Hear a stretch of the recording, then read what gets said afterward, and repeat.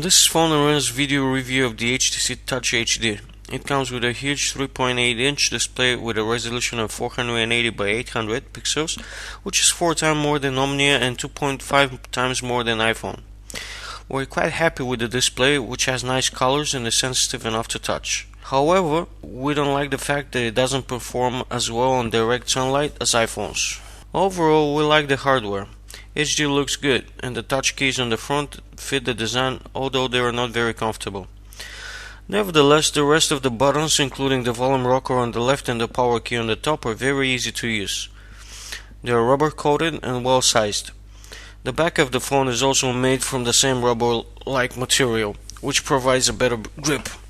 Here we have the camera with a small lens and no flash.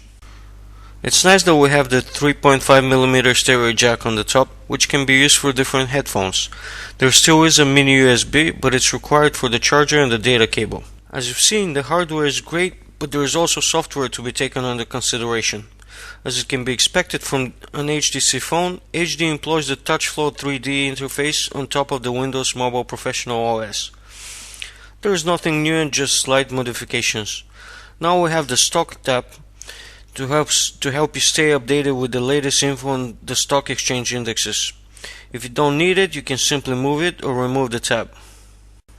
We're a little surprised that there is no option to sort by the first letter in the phone book, but we didn't notice other negative changes in the interface. When writing messages, the keyboard is the same as before, but is more convenient due to the larger size.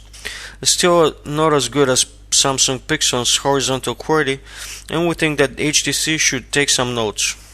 Another new thing is the incoming call screen. Before there were accept and reject buttons, and now they're replaced by a non-screen slider.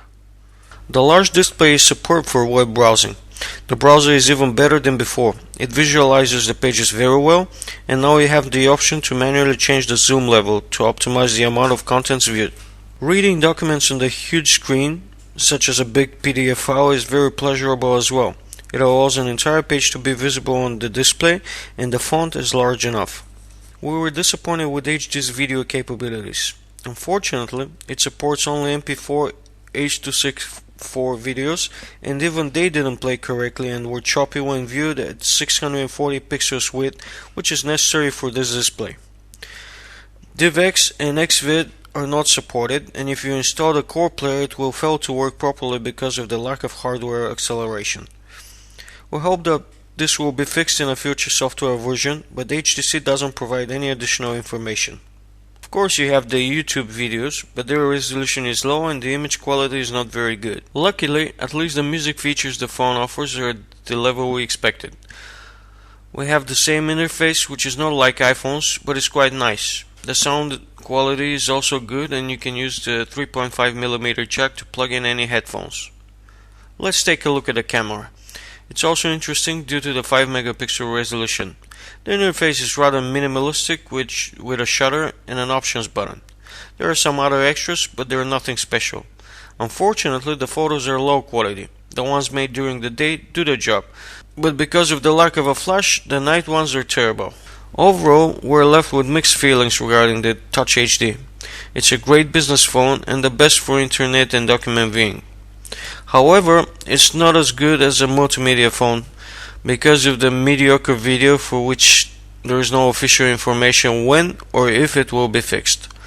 We hope that this will happen soon and the great display will really be used for high definition viewing.